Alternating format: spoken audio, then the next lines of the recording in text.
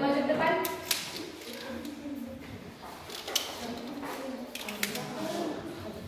Kita angkat lagu pujian kita yang berjudul Karya Terbesar. Ada yang tahu kan? Ada.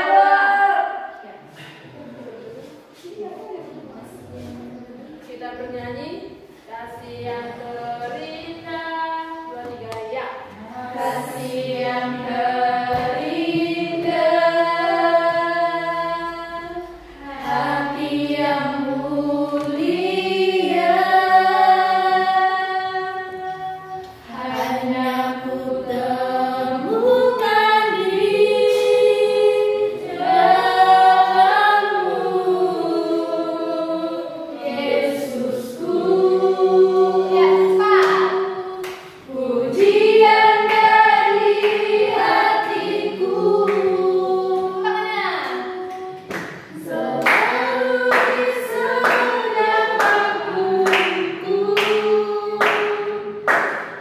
tiada pernah berubah kasih-Mu.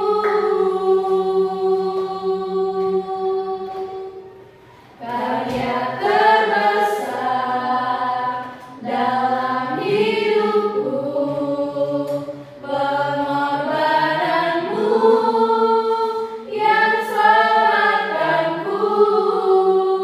Engkaulah harta yang tak ternilai, yang ku miliki dan ku hargai. Yesus, Engkau ku kagumi. Mari kita bersatu dalam doa.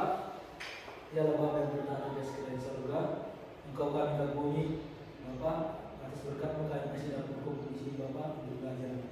Bapa, kiranya Engkau memberkati ibu guru kami agar apa yang ia sampaikan nanti kepada Bapa dan kami terima dengan jelas. Bapa, Engkau yang memberkati seluruh kegiatan kami dari awal sampai akhir pada hari ini Bapa. Kami berdoa padamu melalui Yesus Kristus dan Yesus kami. Amin. Amin. Terima kasih ya Bapak-bapak, kakak-kakak.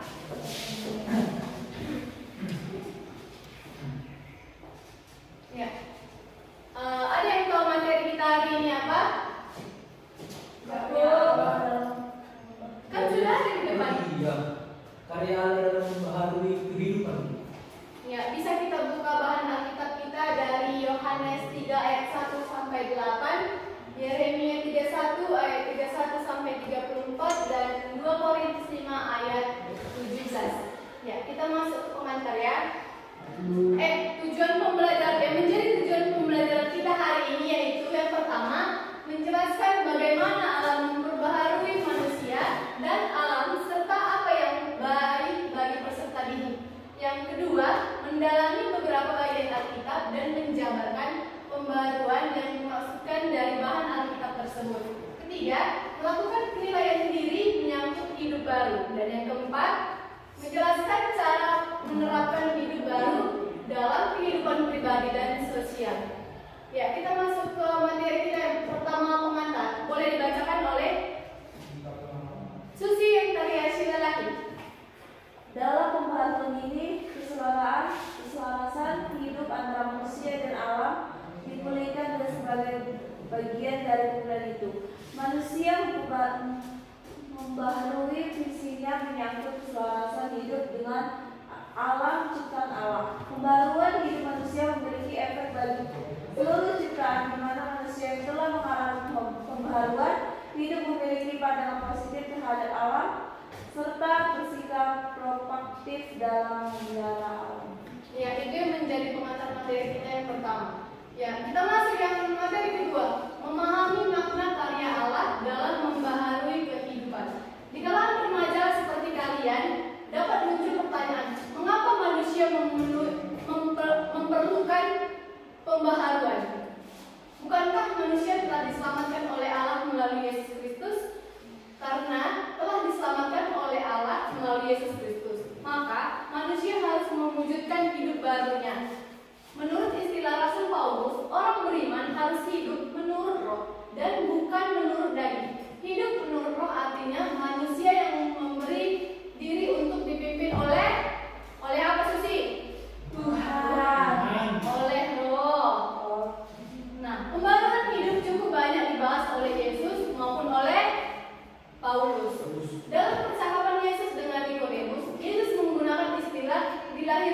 kembali. Tentu saja Nikodemus memahami kata-kata Yesus secara huruf A. Meskipun Yesus sudah memberikan penjelasan tambahan mengenai dilahirkan oleh air dan roh, bagi Nikodemus makna itu tetap menjadi gelap, masih gelap. Percakapan antara Yesus dengan Nikodemus tercantum dalam kitab Yohanes 3 ayat 1 sampai 8. Nikodemus, Rabi, kami tahu engkau datang sebagai guru yang diutus Allah, sebab tidak ada seorang pun yang datang mengadakan tanda-tanda yang engkau adakan itu jika Allah tidak menyertainya. Boleh dilanjut oleh Victoria Simanjuntak. Yesus, aku berkata kepadamu, sesungguhnya jika seorang tidak dilahirkan kembali, ia tidak dapat melihat kerajaan Allah. Nikodemus, bagaimana mungkin seorang dilahirkan kalau ia sudah tua? Dapatkah ia masuk kembali ke dalam bayi ibunya untuk dilahirkan kembali? Yesus, aku berkata kepadamu, sesungguhnya jika seorang tidak dilahirkan dari air dan roh, ia tidak dapat masuk ke dalam kerajaan Allah. Apa yang dilahirkan oleh daging adalah daging, apa yang dilahirkan oleh roh adalah roh.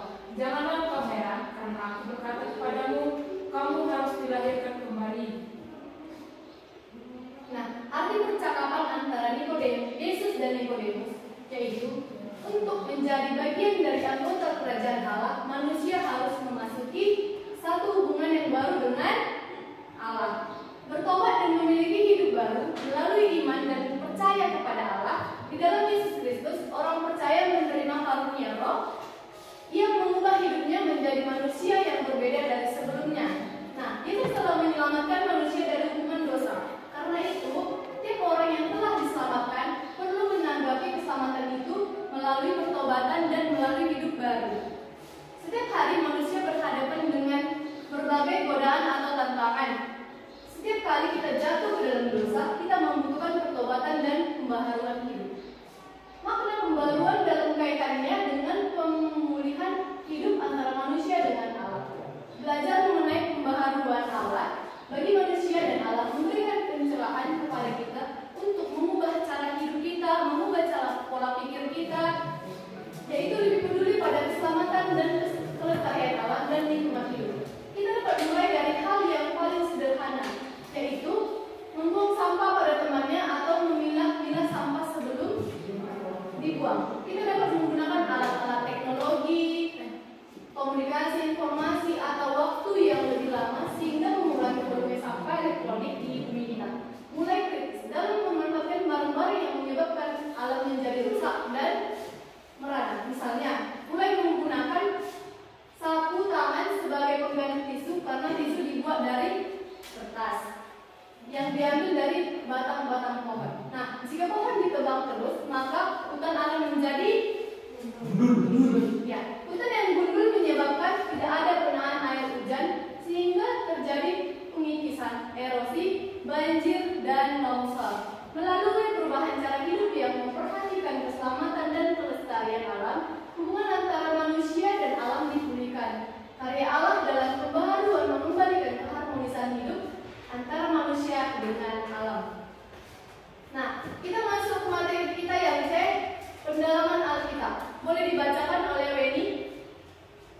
Yeremia pasal 30 sampai pasal 33 merupakan satu kesatuan yang berbicara tentang pembaharuan yang dijanjikan Allah kepada umatnya. Janji pembaharuan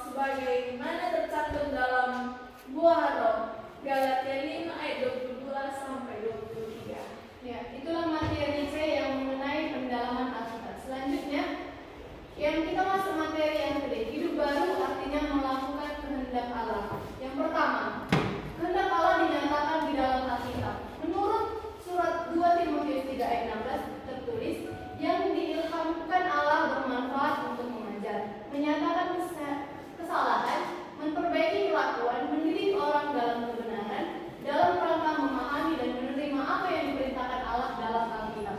Tiap orang percaya membutuhkan pembaharuan akal budi. Nah, yang kedua, bagaimana menerapkan kebenaran Alkitab pada situasi baru yang mungkin atau tidak mungkin bisa dibahas dengan jelas dalam Alkitab. Alkitab tidak memberitahu kita siapa yang layak menjadi teman, sahabat, bagaimana belajar dengan baik, bagaimana mewaspadai pornografi dan menggunakan alat komunikasi dengan baik. Nah, yang ketiga, sediakan waktu yang berkualitas untuk mendengarkan firman Tuhan, membaca firman Tuhan yang tertulis dalam Alkitab. Melalui renungan yang mendalam, tiap orang percaya memiliki kesempatan untuk memahami perintah Tuhan baginya. Dengan demikian, mereka mampu menerapkannya dalam kehidupannya sehari-hari. Nah, ada nasihat yang mengatakan, jangan membuat keputusan ketika sedang marah. Seseorang diminta mengambil waktu dan merenung atau berpikir dengan bijak sebelum mengambil keputusan. Nah, sebelum materi kita selesai sampai di sini dan Ibu akan memberi kesimpulan, adakah kalian yang ingin memberi kesimpulan dari materi kita hari ini? Boleh Bang Yunus kasih kesimpulan kita hari ini? Tivo?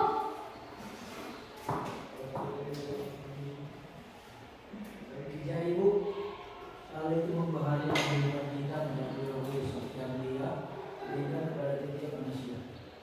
Untuk kesimpulannya. Baik, terima kasih. Yang terakhir, penjelasan bahan Alkitab beserta dengan kesimpulan materi kita hari ini yang terdapat dalam kitab 2 Korintus 5 ayat 17. Boleh kita bacakan bersama-sama?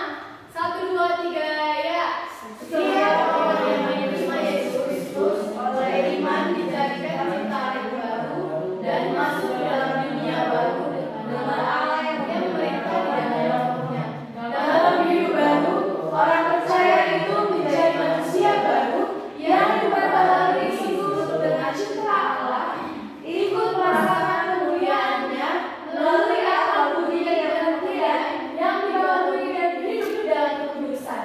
Allah menciptakan manusia seluruh ciptaan dengan baik karena kata itu dirusak oleh dosa. Selanjutnya akan dibacakan, karena itu ini yang memulihkannya menjadi ciptaan baru.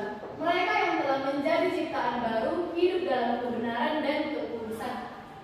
Bandingkan juga kelahiran baru melalui baptisan. Sebelum bertobat, Paulus mengenal Yesus sebagai seorang manusia biasa, tetapi ia telah diubah oleh Roh Kudus untuk berbalik dari jalannya, bertobat dan menjadi murid Tuhan Yesus Kristus. Dalam pertobatannya itu Roh Kudus. Sekian dari pembelajaran kita hari ini. Ibu akan memberikan tugas untuk kalian kerjakan di rumah dan akan kita bahas minggu depan. Tugas pribadi yang berjudul karya Allah dalam memperbaharui hidup. Bagaimana cara kalian pribadi menerapkan karya Allah dalam memperbaharui kehidupan kalian. Sebelum kita akhiri pembelajaran kita akan bernyanyi.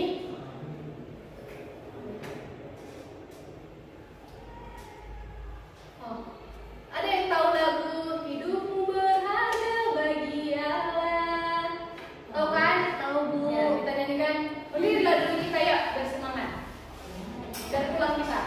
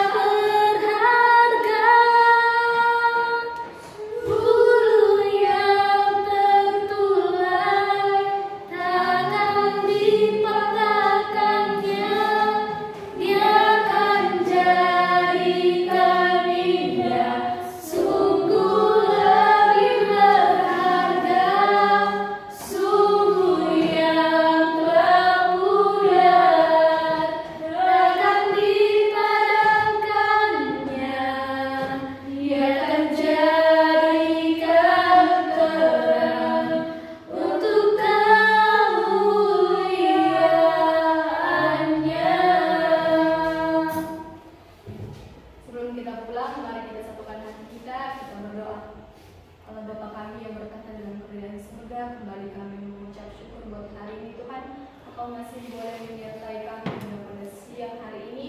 Kami boleh menyelesaikan pembelajaran kami hari ini dengan baik. Biarlah apa yang menjadi materi yang saya sampaikan kepada murid-murid saya dapat bermanfaat dan berguna buat masa depan mereka. Berkati kami akan pulang, Tuhan, lindungi kami di perjalanan sehingga kami boleh sampai dengan penuh sukacita tanpa kurang sesuatu apapun. Ampunkan dosa dan pelanggaran yang kami perbuat Bapa, sekali maupun tidak sengaja, kiranya Engkau layakkan kami menerima berkat. Di dalam nama Anakmu kami berdoa dan bersyukur. Haleluya. Amin.